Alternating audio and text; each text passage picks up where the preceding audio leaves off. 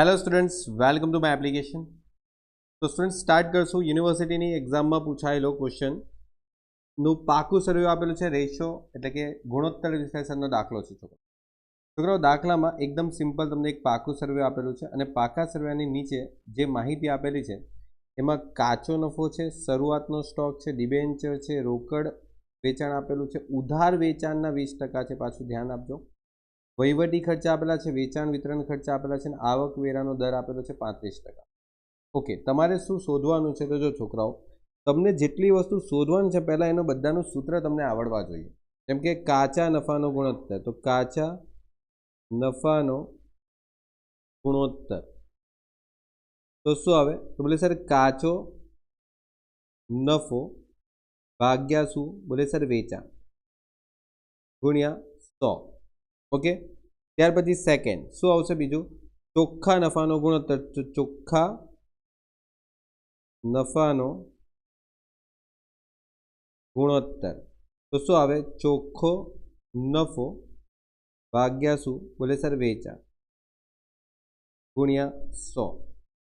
ત્યાર પછી આવશે સ્ટોક ગુણોત્તર, ત્રીજા નંબર પર સ્ટોક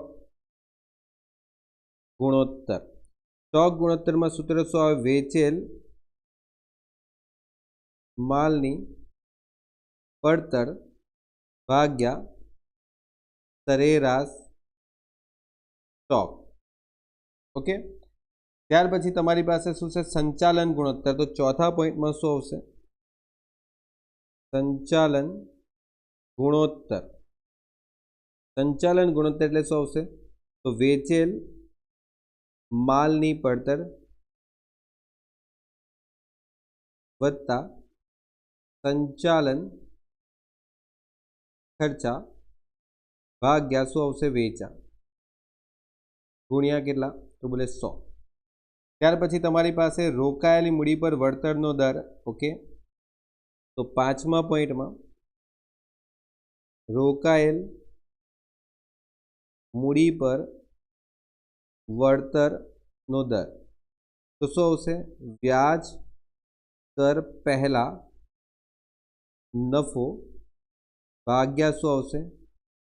રોકાયેલ મૂડી ગુણ્યા 100। ઓકે, ત્યાર પછી તમને પૂછેલું છે દાખલામાં ચાલુ ગુણોત્તર। તો ચાલુ ગુણોત્તર શું આવશે? ચાલુ મિલકત ભાગ્યા ચાલુ દેવા। અને લાસ્ટમાં તમને શું પૂછ્યું છે? તો દેવાદાર ગુણોત્તર પૂછ્યું છે। તો દેવાદાર ગુણોત્તર આપણે અહીંયા લખશું,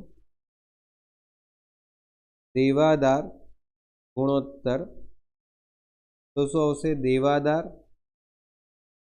પ્લસ લેણી હુંડી ભાગ્યા ઉધાર વેચાણ ગુણ્યા કામના દિવસ। ઓકે, હવે તમારી પાસે દાખલામાં જેટલી પણ ડિટેલ્સ છે એ પહેલાં તમે જો દાખલામાં છોકરાઓ પહેલાં તો આપણી પાસે વેચાણ હોવું જોઈએ। કેટલું છે વેચાણ? વેચાણ તમારી પાસે રોકડ વેચાણ છે છોકરાઓ। આ જે વેચાણ છે ને એ રોકડ વેચાણ છે। કેટલું છે? 1,20,000। હવે ઉધાર વેચાણના 20% છે, એટલે આ જે રકમ છે ને એ તમારા ઉધાર વેચાણના ઓલરેડી 20% જ છે। ઓકે, એટલે સમજો તમને અહીંયા નીચે આપણે ગણતરી કરીને બતાવીએ। તો જો રોકડ વેચાણ જે છે એ ઉધાર વેચાણ ના 20% છે।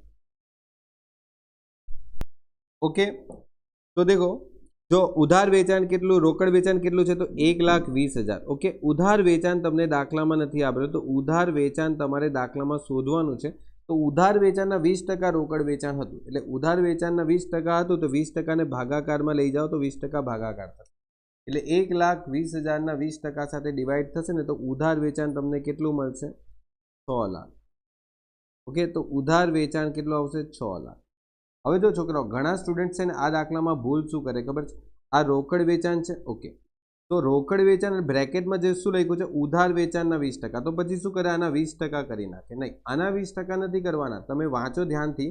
કે રોકડ વેચાણ જ તમને કેટલું આપેલું છે 1,20,000, ઉધાર વેચાણના 20%. એનો મતલબ શું કહે છે કે રોકડ વેચાણની જે રકમ તમને આપેલી છે તે ઉધાર વેચાણ પર 20% ઓલરેડી કરીને જ આપેલા છે. એટલે તમારે ઉધાર વેચાણ શોધવાનું, જે તમને આવ્યું 6 લાખ. એટલે તમારી પાસે 6 લાખનું વેચાણ ઉધારમાં અને 1,20,000નું વેચાણ તમારું રોકડમાં, એ 7,20,000નું તમારું વેચાણ થાય છે ટોટલ. એમાંથી તમે જો પડતર બાદ કરો તો પડતર બાદ કરો તો શું મળે? કાચો નફો. હવે કાચો નફો તમને દાખલામાં આપેલો છે 1,80,000. એટલે 1,80,000 જો તમે અહીંયા જોશો તો 1,80 અને 1,20નો ડિફરન્સ કેટલો આવશે? 5,40,000. ત્યાર પછી તમે માઇનસ કરશો સંચાલન ખર્ચા. સંચાલન ખર્ચા તમને 30 અને 20 કરવાના છે, બરાબર. આ બંને સંચાલન ખર્ચ જ કહેવાશે. વહીવટી ખર્ચ અને વેચાણ વિતરણ ખર્ચ બંને અહીંયા સંચાલન ખર્ચમાં જ આવશે. એટલે ટોટલ 50,000નો તમારો સંચાલન ખર્ચ થઈ જાય. માઇનસ કરશો એટલે 1,30,000 શું કહેવાશે? કર, વ્યાજ અને કર પહેલા નફો. એમાંથી તમે વ્યાજ બાદ કરશો તો જો છોકરાઓ ડિબેન્ચર વ્યાજ પણ તમને અહીંયા આપેલું જ છે 10,000. એટલે બાદ કરશો એટલે 1,20,000 તમારી પાસે નફો આવશે વ્યાજ પછીનો. એમાં 35% તમારે ટેક્સ ભરવાનો. 1,20,000ના 35% કરશો એટલે 42,000 તમારી પાસે ટેક્સ આવશે. તેને કહેવાશે કરવેરો. માઇનસ કરશું એટલે તમારી પાસે 78,000 શું થશે? કર બાદનો નફો થશે. કર બાદ નફો. હવે જો તમારી પાસે બધી ડિટેલ આવી ગઈ છે. કાચો નફો કેટલો આવ્યો દાખલામાં? તો બોલે સર 1,80,000. વેચાણ કેટલું આવ્યું? એ 7,20,000 ઇન્ટુ 100. 1,80, 7,20 ઇન્ટુ 100 કેટલા આવ્યા? બોલે સર 25. ચોખ્ખો નફો કેટલો આવ્યો? તો 78,000 અને અહીંયા કેટલા આવ્યા? 7,20,000નું વેચાણ ઇન્ટુ 100. 78,000 7,20,000 ઇન્ટુ 100 આવે છે 10.83%. વેચેલ માલની પડતર દાખલામાં જો તમને અહીં આપેલી છે, વેચેલ માલની પડતર કેટલી છે? 5,40,000. તો 5,40,000 તમારી વેચેલ માલની પડતર આવી ગઈ.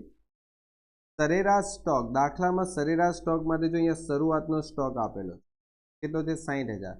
ને છેવટનો સ્ટોક છે ને અહીંયાથી મળશે. આ છેવટનો સ્ટોક. સરેરાશ સ્ટોક કેટલો? તો શરૂઆતનો સ્ટોક 60,000 છે, છેવટનો સ્ટોક 1,20,000. ડિવાઈડ બાય 100 આવશે 2. તો કેટલા આવશે? 60, 1,20 ડિવાઈડ બાય 2 એટલે 90,000 તમારી પાસે સરેરાશ સ્ટોક આવશે. આ 90,000 જે રકમ છે એ 90,000ને તમે અહીંયા લખશો એટલે 5,40 ભાગ્યા 90 કેટલા આવ્યા? 6 વાર. ઓકે. વેચેલ માલની પડતર તમારી પાસે 5,40,000 છે. સંચાલન ખર્ચ યાદ કરો આપણે 50,000 હતા. વેચાણ 7,20,000 ઇન્ટુ 100. 5,40, 50, 7,20 ઇન્ટુ 100 કેટલા આવશે? 81.94%. ઓકે. ત્યાર પછી તમારી પાસે વ્યાજ અને કર પહેલાનો નફો છે. તો દાખલામાં વ્યાજ અને કર પહેલાનો નફો અહીંયા જો કેટલા આવ્યો છે? 1,30,000. 1,30,000. રોકાયેલી મૂડી તમારે દાખલામાં શોધવાની છે. તો રોકાયેલી મૂડી ક્યાં મળશે? તો જો રોકાયેલી મૂડી તમારે છે ને અહીંયા જવું પડશે. શેર મૂડી આવે, રિડીમેબલ પ્રેફરન્સ શેર, અનામત અને લાંબા ગાળાના નાણાં એટલે કે આ ડિબેન્ચર. કરો ટોટલ 4 લાખ, 1 લાખ, 1,50 અને 1 લાખ. પછી તમારી પાસે કોઈ અવાસ્તવિક મિલકત છે? ચેક કરો. જો અહીંયા તમને છે ને પ્રાથમિક ખર્ચા આપેલા છે જે અવાસ્તવિક મિલકત કહેવાય. એ બાદ કરી નાખો, માઇનસ કરી દો. એટલે માઇનસ કરશો એમાંથી તો ટોટલ આવશે 7,40,000. ઓકે. એટલે 7,40,000 તમારે અહીંયા દર્શાવવાની. ને આ ગણતરી છોકરાઓ એક્ઝામમાં બતાવવાની. ઓકે. એટલે તમે રોકાયેલ મૂડી જો તમે શોધો તો કેટલા આવશે? એટલે ઇક્વિટી શેર કેટલા આવશે? 4 લાખ. પછી તમારી પાસે પ્રેફરન્સ શેર કેટલા છે? તો પ્રેફરન્સ શેર 1 લાખ. પછી અનામત કેટલું અનામત હતું? તો અનામત છે 1,50,000. ને પછી ડિબેન્ચર કેટલું ડિબેન્ચર છે? 1 લાખ. અને માઇનસ પ્રાથમિક ખર્ચા જે હતા 10,000 માઇનસ થાય એટલે 7,40,000. ઓકે, 1,30,000 ને 7,40,000 ઇન્ટુ 100 કેટલા આવે છે? 17.56 એટલે 57 કરી નાખીશ 57%. ત્યાર પછી ચાલુ ગુણોત્તરમાં ચાલુ મિલકત અને ચાલુ દેવા શોધવાના. તો ચાલુ મિલકત, ઓકે, એટલે આ બધી ચાલુ મિલકત થઈ જશે. ઓકે, જો અહીંયા લખેલું જ છે ચાલુ મિલકત તરીકે, બરાબર. ચાલુ મિલકત લખેલી જોઈએ એટલે પછી એ બધું ટોટલ કરી જ લેવાનું, પછી એમાં વિચારવાનું નહીં કે આમાં કયું લેવું ને કયું નહીં લેવું. ઓકે, એ લોકો ઉપર હેડિંગ આપેલી જ છે ચાલુ મિલકત તરીકે, તો આ બધી ચાલુ મિલકત જ છે. ચાલુ મિલકત કેટલી છે? બોલે સર 3,05,000. અને ઉપર ચાલુ દેવા તમને અહીંયા હેડિંગ આપેલા જ હોય છે. જો ચાલુ દેવા, તો આ બધું ચાલુ દેવા જ આવશે. કેટલા છે? 80, 20 અને 15 કેટલા થાય છે? 1,15,000 આ ચાલુ દેવા. ડન. એટલે તમે જો ચાલુ મિલકત ભાગ્યા ચાલુ દેવા કરશો તો તમારી પાસે આન્સર શું આવશે? તો જો 3,05,000 અને છેદમાં 1,15,000. 3,05,000 1,15,000 કેટલા આવે છે? 2.65 આવે છે. જેમ કરીને 1 મૂકવું પડશે. ડન. ત્યાર પછી તમારી પાસે દેવાદાર. તો દેવાદાર જો તમને દાખલામાં ઉપર આપેલા છે, દેવાદાર કેટલા છે? તો જો દેવાદાર 60,000, લેણી હુંડી 25,000. ઓકે, દેવાદાર 60, લેણી હુંડી 25. દેવાદાર 60,000, લેણી હુંડી 25,000. ઉધાર વેચાણ એટલે તમારી પાસે ઉધાર વેચાણ જો આપણે અહીંયા શોધેલું જ છે. કેટલું છે? ટોટલ 6 લાખનું ઉધાર વેચાણ ઇન્ટુ 360 દિવસ દાખલામાં આપેલા છે. ઇન્ટુ 360 ભાગ્યા 6 લાખ કેટલા આવે છે? 51 દિવસ આન્સર આવે છે. 51 દિવસ. Okay, done. તો આ ક્વેશ્ચન અહીંયા તમારો ફિનિશ થાય છે. એકદમ સિમ્પલ દાખલો છે. જો છોકરાઓ તમને 13 માર્ક્સનો દાખલો ગયા વર્ષના કેટીના પેપરમાં પૂછાયેલો છે. ઓલમોસ્ટ સિમ્પલ જ છે. તમે જો 10-15 મિનિટની અંદર તો આપણો આખો ક્વેશ્ચન સોલ્વ પણ થઈ ગયો. ઓકે, ચાલો તો મળીએ નેક્સ્ટ લેક્ચરમાં. Good bye and take care.